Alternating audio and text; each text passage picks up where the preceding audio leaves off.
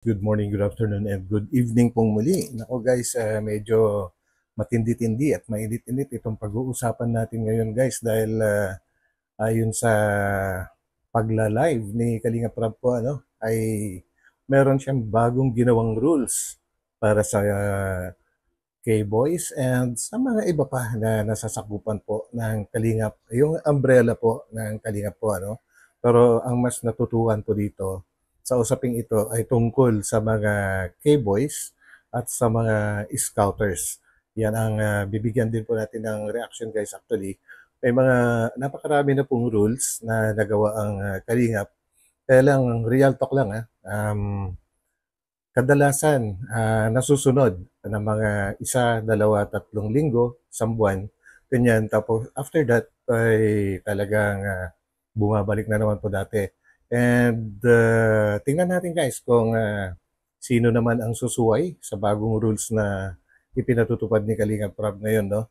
And kung sino naman din yung mga talagang susunod dahil napakahalaga po ito para protektahan po yung mga beneficiaries po, most especially sa mga Kalingap Angels na sobra-sobra na yung mga exposures po nila, at sa mga nagme-message na direct sa mga beneficiaries. Ako, bawal na rin yan. So, pakinggan po natin itong mga sasabihin ni Kalinga Prab guys. Samahan po ninyo ako and of course, huwag po natin kalimutang suportahan palagi ang buong team Kalinga po sa pangunguna ni Kuya Val Santos Matubang at Eda Vlogs and Kalinga Prab of course. So, let's go!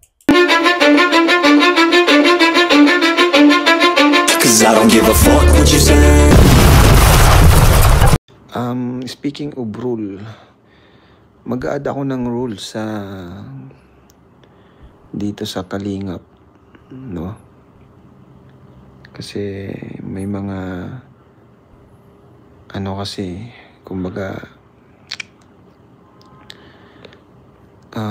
gusto kong mas maprotektahan ang beneficiaries ko. Gusto ko silang mas naprotektahan. So, naisip kong rule is sa bawat bawat kalingap na mag-i-invite sa Kalingap Angels ay dapat magpapaalam sa akin. No? Bawat K-Boys or kung sino man na kalingap na mag-i-invite sa kanila, syempre dapat alam ko yan palagi. Kasi minsan merong mga invitation na hindi ko alam. Eh syempre, beneficiaries ko yun. Tapos kalingap pa yung nag-invite. So kung may anong nangyari, ko yun, cargo ko yun, di ba? So yun guys, no, ang ibig sabihin po ay pag sinabing Kalingap, lahat po ng nasa ilalim ng umbrella ng Kalingap po, kasama na dyan ang K-Boys, mga reactors, sponsors, kasama na rin po yung mga yan guys. And pati mga staff ni Kalingap Rob ay nasa ilalim po ng umbrella ng Kalingap. So yun, so lahat ng mga yon ay masasakupan ng bagong rule na ito na idinagdag ni Kalingap Rob po, So grabe ito, maganda to guys. Pero kung hindi kalingap, like mga okay lang kasi di naman kalingap yung nag-invite eh. Like halimbawa ay mga classmates or kamag-anak, okay lang yun. Pero kung mga sponsor, yan, nasa umbrella pa rin siya ng kalingap. Yun. So dapat paalam yan sa akin palagi.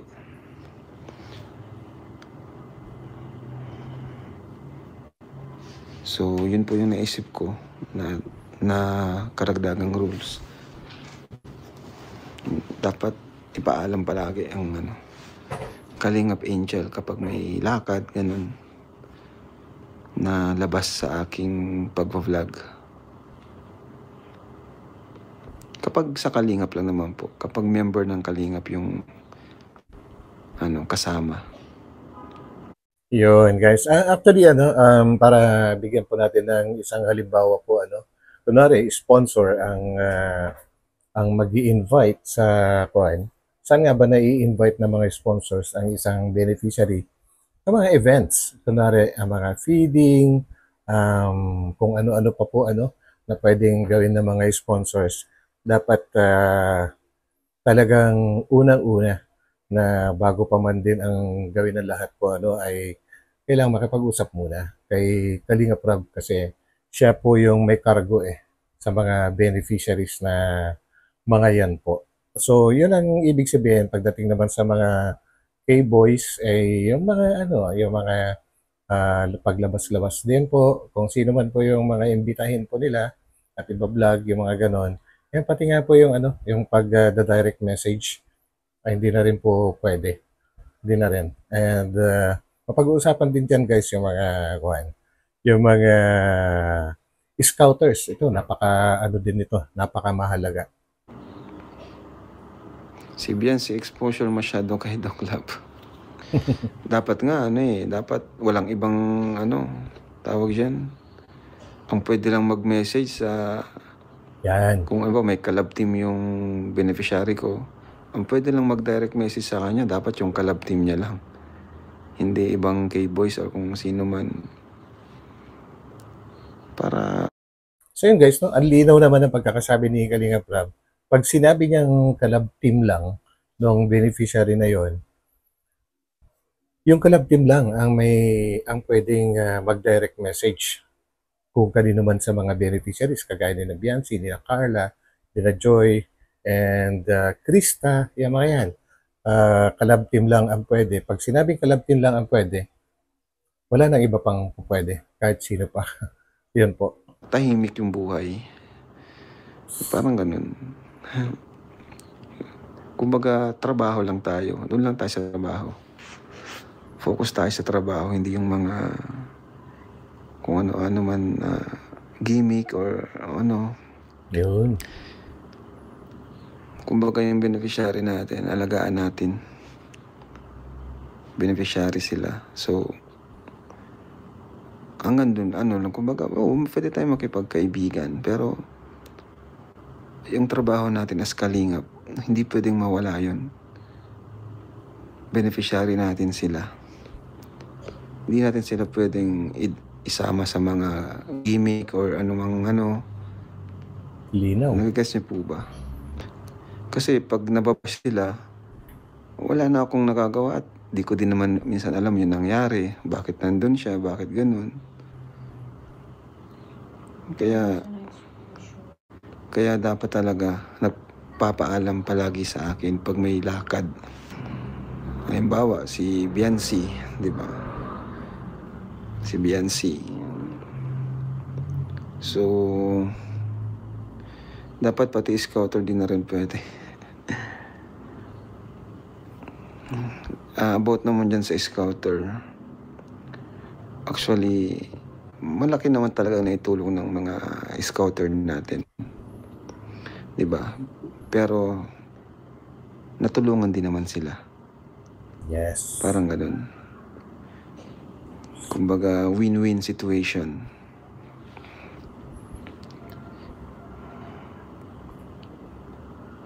Kalinga Prab, sana pati sa live huwag pakita at isama. Pwede, lang, basta may permission ko, pwede. Sabi ko nga, pag may mga lakad, paalam lang, courtesy. Parang ganun ba? Respeto. Ano nga yung sinasabi ko kanina? Ayan, about sa, halimbawa, si Biancy nga, dapat si Edo lang yung niya yung pwede sa kanya, mag-message. Si Edo lang yung niya.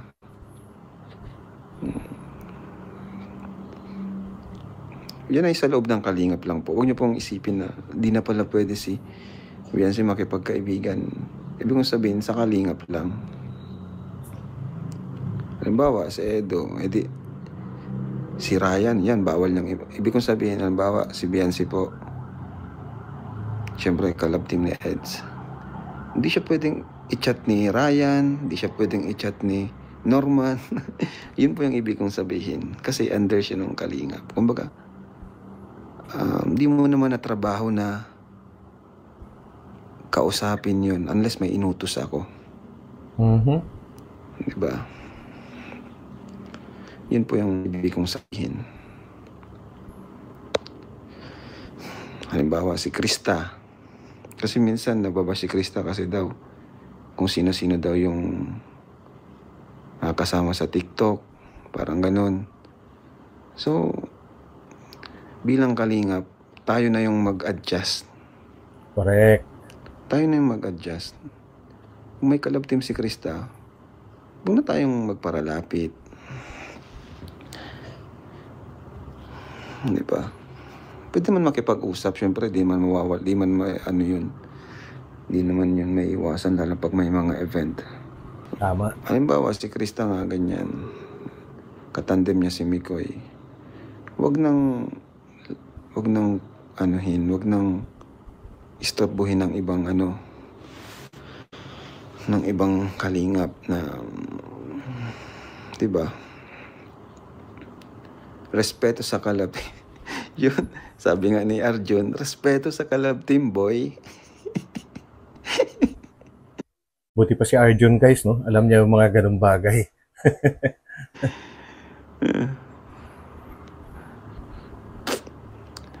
Tama naman yung sinabi ni Arjun. Ano pa talaga si Arjun? Naalala ko si Arjun. Sinabihan si Ryan, respeto sa kalab team. Ryan. Yun yung ibig kong sabihin. Alam ko naman nagagets nyo. Kasi hindi naman nga natin trabaho na kausapin yun. Lalo na kung may kalab team yun. Huwag na nating istorbohin sila. Si Mikoy lang may karapatan mag-chat kay Krista. Matalino talaga si Arjun. Love trip talaga si Arjun. Nakakamiss na si Arjun, ah. So, Kalinga Prab, si Fran lang ang magme-message. Yun, tama. Si Fran lang ang magme-message kay Joy. Hindi siya pwedeng i-message ng iba. Pwede man mag-message, pero yung kung kailangan lang talaga. Ano masasabi, Kalinga Prab, about sa photo kapalit ng GCash? Ano po yan? Bagong ano yan, ah. Anong issue po yan? Yung photo kapalit ng GCash? Yung kay Biancy pa rin po ba yan? Actually, ano na yan eh, kumbaga nag-viral na yung usapin na yan, guys. And hindi ko sure, hindi ko alam. Wala pa ako nakikita na lumabas na katibayan po, ano. Kung meron man, pa-share naman dyan. Kung may alam po kayo na may naglabas na po ng katibayan po dyan, no, na merong ganong pangyayari, guys. Sana po mapanood live nyo ni Biancy. Sa mga ganyan po kasi, kumbaga, tawag dyan, ang mga Kalingap Angels po kasi, mababait po kasi yan. So, hindi silang mag-a-adjust. Hindi silang mag-a-adjust. Ang mag-a-adjust yung mga Kalingap. Correct. Kasi hindi naman kami mga beneficiaries. Yun. So, mga beneficiaries, mababait yan. Siyempre, gamitin mo lang yung Kalingap. Yung iba kasi minsan, di ba, parang naabuso yung word na Kalingap, na member ng Kalingap. Nabanggit mo lang yung Kalingap, syempre, maano na sila na, ay, baka utos yun ni Kuya Rab. Yun lang. So, labas ang beneficiaries dito. Yung rules na yun is para sa Kalingap, hindi sa mga beneficiaries ng Kalingap. Si Biancy sobrang bait po niyan. Wala po yung tinatanggihan. Kung sinong gustong mag-overnight sa kanila, talagang papayag po yan. Mabait po yan silang lahat. And guys, no, dito sa rules ni Kalinga Prab na ito po, ito, suggestion lang naman. Ito, siguro mas maganda na pagsabihan din po niya yung mga beneficiaries just like Carla, Viancy, Krista, Joy. Sila po kasi may mga collab team po, na actually sila yung natutumbok dito. Kausapin sila na if ever na merong nagyayaya sa kanila na mga K-boys o kaya nagda-direct message sa kanila, ay magsabi sila kay Kalinga Prab. Kasi sa tingin ko, kaya hindi nagsasabi yung mga yan kay Kalinga Prab dahil maaring nahihiya po sila sa mga member ng Kalingap or K-boys or kung sino man, naya sila na i-expose nila kay Kalinga Prab. Pero kung direct, baka kasi sabihin, naku, grabe naman itong mga to kapag nagsumbong po sila, no? Pero kung siguro sasabihan sila mismo ni Kalinga Prab, baka magkaroon sila ng lakas ng loob na magsumbong po or sabihin, hindi naman actually sumbong, kundi yung iparating kay Kalinga Prab, lalo na ngayon dahil may rules na po may rule na bago. Kapag ka may gumawa nun, pwede mismo yung beneficiary ang magsabi kay Kalinga Prab kasi hindi naman lahat-lahat ng mga yan ay lalabas, di ba? Or hindi naman mababantayan lahat-lahat yan. So yung mga beneficiary, sila yung unang kukontakin. Pwede silang direct din na magsabi kay Kalinga Prab na si ganito, nag-message sa akin, ganito yung sinasabi niya. Pwedeng ganun sana guys, no? Para naman alam ko naman mababait ang mga Kalingap Angels, mga beneficiaries. Kaya lang siguro nga, kagaya na sabi ko, baka nahiya sila or natatakot silang magsabi kay Kalinga Prab. Kaya madalas, hindi na rin siguro sila nagsasalita kasi hindi na, lahat gusto nilang respetuhin. So, sa tingin ko lang guys sarili ko lang naman na yun, na opinion po Dapat ipunan mo lahat ng malaman. Ay, ano po yan? Malalaman po nila yan at nanonood naman po sila ng live ko. yun. Ganito ang scouter po, trabaho nila yung mag-scout. Yun, malinaw. So, kumbaga, yung maka-scout sila na natulungan ko, yun pa lang, talagang, ano na yun kumbaga, sobrang thankful na tayo dun. Ipagpapasalamat mo na yun. Kasi, hindi na ikaw yung magpapabahay, hindi na ikaw yung magpapaaral. Kumbaga, naipasa mo na. So, Ito guys masyadong mabait si Kalinga Prab. Kumbaga, diretsahin natin. Ito, matagal na po kasing matagal nang may rules po na tungkol sa mga scouters. May sinabi pa si Kalinga Prab before na kung na-vlog mo na mga paulit-ulit yung beneficiary mo, dapat huwag mo nang hindi na pwedeng ipasa kay Kalinga Prab kasi nakarami ka na dun. Kumbaga, ang ina-allow lang niya before is yung isa, dalawa, tatlong beses mo na i-vlog. Parang yung kay parang yung ewan ko kung nakailan din si Dr. Love kay Bianci before bago niya pinasa si Bianci po kay Kalinga Prab, no? Pero once na ipinasa mo kay Kalinga Prab, ay kay Kalinga Prab na yon. Kaya mo naman ipinasa yon kasi alam mo sa sarili mo, alam ng scouter na yon na hindi niya kayang ibigay yung maaring maibigay na tulong ni Kalinga Prab. Ganun po yung isang pinatutupad na rule dati guys. Matagal na yon. Siguro mga 3 years, mga ganyan na po. Pag pinasa mo na kay Kalinga Prab yung na-scout mo, kay Kalinga Prab na yon. And hindi naman mawawalan yung yung scouter kasi palagi kang nababanggit, kada may vlog nababanggit, pinasasalamatan, binabanggit yung pangalan mo. Kumbaga malaking advantage na po 'yan kasi exposure po ang tawag doon po at nakakatabi mismo ni Kalinga Prab, nakakasama niya kung sino man yung mga naka-scout. Exposure na po 'yun. Malaking bagay na po 'yun, guys, para gumanda yung channel po nila and maya-maya lang may babanggitin pa si Kalinga Prab na ibinibigay pala niya na hindi natin alam sa scouter, no? At nagsimula lang ito doon sa Tres Marias. Maya-maya, hindi ko pangungunahan to guys. So, antayin natin na banggitin niya. so, yung mga, yung pagpasa pa lang sa akin ng mga ng mga beneficiary, na yun, yun na yung kapalit ng pag-scout mo. Kasi unang-una, pinasok mo naman talaga ang Kalinga para tumulong, para makapag-scout. Yun ang malinaw. Hindi mo pwedeng gawin na ikaw yung scouter. Sobra na yung laki na ng karapatan mo sa taong na-scout mo. Kasi unang-una, naging kalingap ka para mag-scout. Para talaga tumulong. Kumbaga, yun yung pinasok mo yun para talaga dun. Para mas malinaw po guys, no? Ano nga ba ibig sabihin ng scouter? Sila po kasi yung Sila po yung mga naghahanap ng, kumbaga sila nakipag-tie up sa Kalingap po ano, kay Kuya Val at kay Kalingap Rab. Lumapit sila diyan para mapasali sa Team Kalingap. And then, ang ginagawa ni Kalingap Rab and Kuya Val, gagayahin din nila. Kumbaga maghanap sila ng mga tao na tutulungan din nila. At syempre, ang kapalit doon, yung channel nila mapapaganda kasi exposure nga din po yun, no?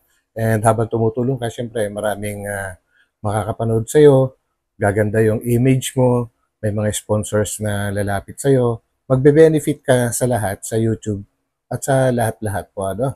Gaganda yung channel mo. Yun po yung totoong role po ng isang scouter. And then, may mga scouter din na may na-scout sila, kunyari, ayan nga, kunyari si Dr. Lab, sina Red Zane, sina Kalingap Edu, and lahat po sila na ano po, ano, may na-scout, tapos ipinasa kay Kalingap Rab yung na-scout nila. Ibang usapin naman na rin po yun. Ibang usapin na yun, ha? Kumbaga, once pinasa mo, limited na dapat yung ano, yung karapatan mo kasi parang ginib up mo siya, ginib up mo yung na-scout mo, pinasa mo. Ganun po 'yun. 'Di ba? So, yung times na naipasa nila sa akin, kagaya ni Supermac, 'di ba? Yan. Yung naipasa nila sa akin yung kanilang mga scout. Yun na yung happiness nila. Yun na yung fulfillment nila. Yun na yung tulong ko sa kanila. Yun na yung kapalit. Kasi hindi na sila yung magpapabahay. At parang natulungan na rin nila yung kanilang na-scout. No need na Correct. yung iba pang ano. Kumbaga hindi na kailangan ng gante, hindi na kailangan ng utang na loob. Walang utang na loob po dun. Yun. Ito mo si Makmak po, no? Yung mga scout po niya, pag nailapit sa akin, masaya na siya na natulungan ko. Di siya di siya nagsasalita na may utang na loob sa kanila, kay Makmak, yung kanyang mga na ano. Pero ako kasi, di ako madamot. Di po ako madamot, mga kalingap. Alang-alang sa kagustuhan ko rin silang magka-views. Ayan, bilang scouter, may karapatan kang i-vlog yung iyong na-scout. But, hindi yung parang palagi na lang yun. Hindi yung palang Yan. Ang linaw-linaw po guys, no? Ganun po kabait si Kalingap Rab. And sa rule nga po dati, ano, kumbaga, sa sobrang bait ni Kalingap Rab, binibigyan pa rin niya ng chance. Although sinabi niya before, yung matagal na po na role, no? Once pinasa mo, ibang usapin na po yun, no? Pero nagbibigay pa rin siya ng chance para ma-vlog pa rin ng naka-scout. Pero wag naman nga daw, ano, palagi. Yung, meron din kasi, ano, wala tayong papangalanan po, ano, alam ko naman, alam ninyo lahat yan. Meron halos pahalos sa breakfast, pananghalian, hapunan. Yun at yun na lang din kahit naipasa na nila kay Kalingap Prab po, ano. Well, yun po yung tinutumbok ni ano ni Kalingap Prab po dito. lagi na lang ganun. Kasi diyan tayo nababash ng ibang mga antay na hindi naman talaga tayo, kumbaga pinasok natin yung Kalingap para hindi maging hindi yung tayo yung maging beneficiaries. Correct. Pinasok mo ang Kalingap para tumulong. Hindi yung para gamitin yung ano, para ikaw yung mag-benefit. Sakto yun? Tama ba yun? Tama ba yung explanation ko na yun guys na sinabi ni Kalingap Rab na hindi naman yung mga scouter ang beneficiaries? Kaya yung pag-scout, talagang trabaho talaga natin lahat yan. Yan. Maliban na lang dun sa mga staff ko. Iba ang trabaho ng staff ko. Si Buddy, staff ko yan. Yan sila David, sila Kuya Nel. Iba ang trabaho nila, di sila scouter. Staff ko sila. Ang scouter, ang trabaho talaga is mag-scout. Diba? Ang pinaka-point ko is, hindi porke ikaw yung naka-scout, is ikaw na yung hawak mo na yung buhay ng tao or may utang na loob sa'yo. Ako nga, di ako nag-ano ng utang na loob eh. Ako mismo mga kalingap, ayoko magsabi ng ganyan na ikaw may utang na loob ka sa akin. Kasi ang pagtulong, ano yan, ginagawa ko kasi ang pagtulong dahil hindi para sa mga tao, kundi para kay Lord. Grabe. Ginagawa kong yung pagtulong dahil alam kong yun yung mission ko na pinagkatiwala sa akin ni Lord. Kasi binigyan niya ako ng blessings. Binigyan niya ako ng blessings na makatulong. So, binless ako ni Lord, kaya i-share ko. Anuhin ko naman po itong sobrang di ba? Anuhin ko naman yung mga pera na yan. Says Kalinga Prab, simula nang pinasa niya sa si Rose Ann at Joby, never na niya ulit vlog pa. Para saan pa? Bakit mo pinasa kung iba-vlog mo pa rin? Yun. Tumbok na tumbok po ng isang netizen po, ano. Yung ganun din po yung sinasabi ko kanina na pag pinasa mo na, tapos ka na. Kumbaga pinasa mo nga dahil hindi mo kaya. Kumbaga ibig sabihin ng ipinasa, sinukuan mo na yon, hindi mo siya kayang tulungan, kaya ipinasa mo kay Kalinga Prab. And then nung sumikat yung ipinasa mo, tsaka mo naman siya iba-vlog na iba-vlog, medyo foul na po yun, no? Kumbaga, inantay muna na sumikat. And, grabe, ito nga lang, dalawa lang talaga. Ito, ang real talk talaga to guys. Alam niyo rin naman to na si Makmak, si Super Mac, tsaka si Kalingap Edu, talagang, mga pinsan pa ni ano yan, mga mismong kamag-anak pa ni Kalingap Rab. Pero never silang sumuway sa rules ng Kalingap nga po na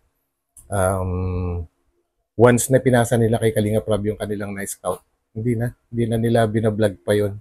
Kahit nga po natatandaan ko kay Reyna dati na pinayagan ni Kalingap Rab si Edu bilang partner po ni doon, no, ni Reyna. I-vlog niya si Reyna. Sikat na sikat si Reyna. Grabe yung kasikatan nun. Pagka ginawa ni Edo yon, utos naman ni Kalinga Prab, pero hindi ginawa. Hindi ginawa guys. Kahit minsan wala po kayong mapapanood. Check niyo yung channel ni Kalinga Edo. And ganon din si Supermac, na siya mismo yung naka-scout po kay Reyna, Sinabihan din po yun ni Kalinga Prab na i-vlog din niya kahit paminsan-minsan si Reyna kasi nga viral po, and kahit sino man mag-vlog doon dati, talagang, kumbaga, tumatabo ng views. Hindi rin ginawa ni yun guys, ni Supermac, yung intentional Alam ko na i-vlog niya, pero utos ni Kalinga Prab, merong ipinadala. Merong ipinadala na tulong. Ganun, syempre, once kasi may mga tulong galing sa sponsor, kailangan talaga ng parang resibo, kung tawagin. Kailangan i-video mo yan para malaman ng sponsor na yon na nakarating talaga yung pinadala nila sa pinagpadalhan. So, yun lang yung alam ko na pagkakataon na i-vlog ni Supermac po, si Reyna before. And pareho talaga yon, yung magpinsan na yon, si Supermac and Kalingap Edu. Hindi talaga sila lumalabag to the point na kamag-anak sila, which is minsan pag sinabi kamag-anak, yan yung mga unang nag-a-abuse po, di ba? Pero dito hindi, baliktad talaga. Yun po kasing privilege ko na na i-vlog yung mga na-scout nila or yung family ng na-scout. Ano ko na lang yun sa kanila. Siyempre, sabi ko nga, hindi ako madamot. Kumbaga, yun yung ko sa kanila, reward naman. At saka ayan, sa mga naka-scout po, siguro di pa po alam ng iba na pag may naka-scout, nagbibigay po ako ng tuwing may po kami dun sa na-scout nila. Pero nag-start lang po ito nung nung sa Tres Marias. Yun yung sinasabi ko kanina guys. Nag-start ito nung sa Tres Marias. Na, yan, pag na-vlog kami, nabigay ako ng pera dun sa scouter. Pero di ko na sinasama sa vlog. Yun. Kaya hindi rin natin alam guys na may bago palang ginagawa si Kalinga Prab, nag-umpisa nung sa Tres Marias, na kung sino man yung makapag-scout at ipinasa sa kanya, ay kada may vlog, hindi lang yung beneficiary mismo yung binibigyan ng pera ni Kalingap na paano, pati mismo yung naka-scout, yung scouter, binibigyan din niya. Ngayon, alam na po natin. Pag Yan. kasama namin yung scouter, kaso minsan, yun nga, minsan di ko na rin na pero yun yung ko, yun yung reward ko talaga. Yung pag may na-scout, tuwing may vlog, binibigyan ko yung scouter. Actually, ang swerte ng mga nakakapag-scout po, no? Dahil na-expose na po sila, na-expose sila sa mga vlogs ni Kalinga Prab, nababanggit yung pangalan nila. Ang laking advantage na po yun. Tapos may ganyan pa pala na nangyayari, which is hindi naman masama po yun. Maganda nga yun at lalong nakakatulong si Kalinga Prab, hindi lang sa beneficiaries. Pati sa mga scouter pala ngayon, may mga ganun na. May binibigay na ring reward na pera kada ibina-vlog at nandun din kasama yung scouter na yun. Yun, para malinaw. Okay lang naman i-vlog yung family. Siyempre, kailangan nyo ng views. Di ba? Wag lang nga yung mapapansin na ng mga viewers na palaging yun na lang. Kasi viewers ang nakakapansin una eh. Totoo yun. Viewers ang una nakakapansin. And yun, kahit paano, alam naman natin na may impact din yan sa vlog ko, sa main channel. Di ba? Kasi hindi na iwasan minsan guys na kahit yung family ng beneficiaries ang ibinablog ng scouter is natatanong pa rin nung scouter na yon kung nasaan na si ganito, anong ginagawa niya. Siyempre, nababanggit yung pangalan ng beneficiary and nalalaman ngayon ng mga netizens yung kung ano nangyayari sa kunwari si Bianci or si Carla, yung mga ganyan. Pag nalaman na ng mga netizens, kumbaga nasasatisfy na sila. Hindi kagaya nung medyo nabibitin sila ng kaunti na wala silang kaalam-alam sa nangyayari until ibablog ulit ni Kalinga Prab. So talagang yun, aabangan talaga kung ano yung nangyayari. Pero kung palaging ini-expose ng iba po sa pamamagitan ng, alam nyo na, yun, nabanggit kanina, pagbablog sa family, ay nababawasan po yung excitement. And yun nga po, ang nakaka-apekto sa channel po ni Kalinga Prab. So yun po guys, I hope na susundan nyo rin po yung aking explanation po. Kumbaga, wala, nababawasan yung pagkasabik nila. Yun. Dami basher ni Dr. Love dito, panoorin nyo kaya upload ni Doc Love bago kayo magsalita. Ang family ni Fiancé talaga ang na-overexpose kaya durog sila sa basher. Isa din yun sa sa nagiging reason talaga. Kapag overexpose ka, mas expose ka rin sa bashers. Correct. Kaya nga, yung bagong rule ko na dapat ipaalam yung beneficiaries ko kapag may lakad with Kalingap member para at least alam ko and alam ko yung dapat gawin at iwasan. Masyado kasi mabait kayo Kalingap Prab kaya minsan naabuso kayo, ramdam ko. Totoo yan. Pero di ka makapagsalita kasi nasa real. Salamat. Alam niyo, totoo yun eh. Totoo yun. Kasi sa pagkakakilala ko, sa tagal ko na rin kasi dito guys. Kumbaga, nag 3 years ako noong February. So, matagal-tagal na rin yun. Magpo 4 years na rin po ako dito. Ay talaga napapag-aralan ko rin kung gaano kabait talaga itong mag-amang matubang po si Kalinga Prab tsaka si Kuya Val. So, kaya madalas na hindi nasusunod yung mga rules po kasi kilala dahil sa pagkakakilala ko ay po guys, ayaw nilang hangga't maaari ayaw kahit lumalabag na yung kasamahan po nila kunwari kay boys yung mga ganyan. Kahit lumalabag na at nakikita nila, alam nila na lumalabag, hangga't maaari ayaw din nilang sitahin kasi ayaw din nilang makapanakit, ayaw din nilang masaktan yung kanilang And doon, dahil sa gano'n, napansin nga po ng mga netizens, dahil sa sobrang kabaitan, naabuso. Yun lang yung ano, naabuso yung kabaitan po nila. Yun po yung nangyayari. Po, Carmen Rabino. Inaabuso po kasi kabaitan po ninyo. Yun. Saludo ako kay Supermac and Edu. Yan ang maganda. Imagine guys, no? Si Supermac, siya lang naman yung naka-scout sa pinaka malakas na beneficiary ng Kalingap. Correct.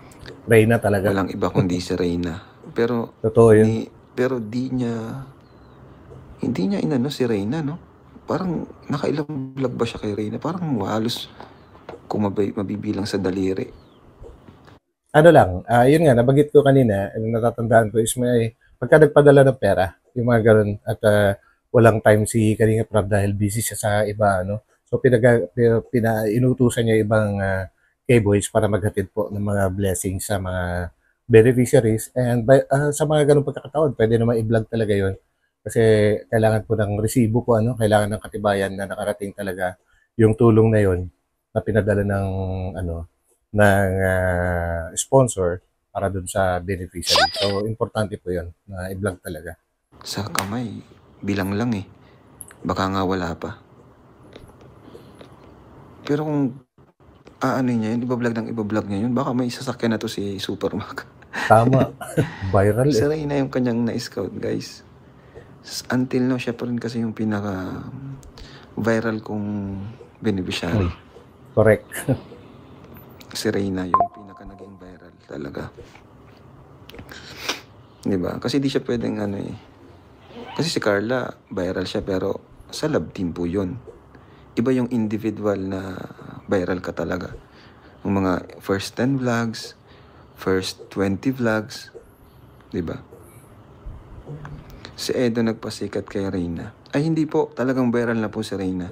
First 10 vlogs po natin kay Reyna, million po in first 24 million na po kaagad. Ibig sabihin, guys, actually, napanood ko yan. Nasubaybayan ko, kaya nga ako naging reactor din, guys, dahil kay Reyna. Kumbaga, doon ako nainganyo kasi marami akong gustong opinion na iparating. And gumawa ako ng paraan, guys. Wala ako experience sa pagiging reactor. Talagang minessage ko si Kuya Val, nagpaalam ako. Sinabi ko sitwasyon na wala akong experience. Gusto kong maging reactor din kung pwede po ba. Sabi ko kay Kuya Val. And ang bilis nga po na reply ni Kuya Val eh. Pwede daw, kaya lang ano pa nila ako. Kumbaga ilalagay sa isang group na sa mga baguhan. And napakaswerte ko naman din at hindi talaga ako nailagay dun, guys, na isama kagad niya ako sa mga dati ng reactor. Doon ako nahasa. And yun, malaking pasasalamat ko rin kay Reyna. And of course, Kuya Val. Yan. Grabe kayo. At si Makmak po yung naka-scout. Pero hindi yan ni Makmak ata. Hindi ata yung pinagbabalag ni Makmak. Ang alam kong nag-vlog pa nga dyan, sila Ate Roda. Sa kanya ko na-assign yan. Tsaka yung mga K-boys, maraming nag-vlog kay Reyna na K-boys. Pagka nagdadala sila doon ng, kunwari, prutas, o kaya yung mga blessings nga na padala ng sponsor, hindi naman kaya lahat ni Kalingap Prab sa dami ng mga tinutulungan. So, yun, kagaya na sabi ko kanina, inuutos niya yun sa mga ibang K-boys. Sila pa yung mga Ayun, pero si Ate Roda, utos din naman ni Kalingap Prab na doon tumira si Reyna po. And grabe din yung impact ni Reyna kay Ate Roda dati. Talagang grabe yung paglago ng kanyang channel. Kapalit naman po ng walang kapantay na pag-aalaga naman niya kay Reyna. Ang hirap pong alagaan si Reyna dati, guys. Sobra. Si Kalinga Prab mo nagpasikat kay Reyna. Totoo yun. Yan naman po kasing kasikatan, pagiging viral. Ano po yan? Kumbaga blessing yan. Hindi po yan lahat. Hindi po lahat ay may ganyan. Kumbaga, pinili yan ng Panginoon. Pinili yan ng Panginoon. Kagaya ni Reyna, di ba? Isipin mo, di naman siya Hindi naman natin siya nakakausap ng maayos, 'di ba? Pero grabe, grabe 'di ba? Sobrang viral niya. Ano talaga siya, blessing ni Lord. Sino pa? Iba ang dating ni Reyna. Yan, sila Carla. Yan, blessing ni Lord yan. Ibang-iba talaga yung dating ni Reyna, guys. And talaga hanggang ngayon ay nakakapanghinayang at wala na sa kalingap si Reyna po. Siguro lang, siguro lang, kung si Reyna ay kagaya din ni na Biancy, ni na Carla, ni na Joy, and iba pang mga beneficiaries ngayon ng kalingap, kung kagaya din sana ni Reyna sila po nakakapag-decide at nakakausap ng maayos, siguro hindi yun mawawala dito. Alam niyo naman po siguro ang naging dahilan po kaya siya nawala dito. Hindi mismong si Reyna, kundi yung pamilya po niya ang kinausap ng naglabas sa kanya, nagdala sa kanya sa ibang grupo. Si Eds, di din siya nag-vlog sa mga refer kay Kalinga Prab. Oo, si Eds. Marami na rin siyang nailabag. Kahit nga si Reyna eh. Dati pinapablog ko yun kay Reyna na kahit pakunti-kunti lang or mga pasilip lang. Pero di talaga. Di talaga siya nag-vlog. Kaya, ayan. Bilib ako dyan sa mga pinsan kong yan. Talagang ano lang sila. Napaka-low-key. Si Kalinga Prab naman po talaga ang nagpasikat. Ay dun sa mga may love team, ano na yun, talagang malaki na yung naging bahagi ko sa pag-viral nila. Kasi yung love team, ako yung content creator nun eh, di ba? Ako yung gumagawa ng vlog. Unlike ng mga scouting lang, normal lang naman yung ginagawa natin, interview lang. Di kaya nung sa mga love team, syempre may mga pakilig yun. Yun, talagang masasabi ko na ako talaga yung naging nagpa-viral. Naging isa sa pinaka-reason kung bakit nag-viral yun. Siyempre, lahat naman, di ba nga, mga pelikulang nag-viral, siyempre, may creator yan. Mga teleserye, may creator yun. Parang ganun.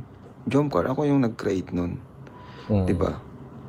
Kumbaga, the chosen ones po tulad nyo, kayo ang napili maging instrument.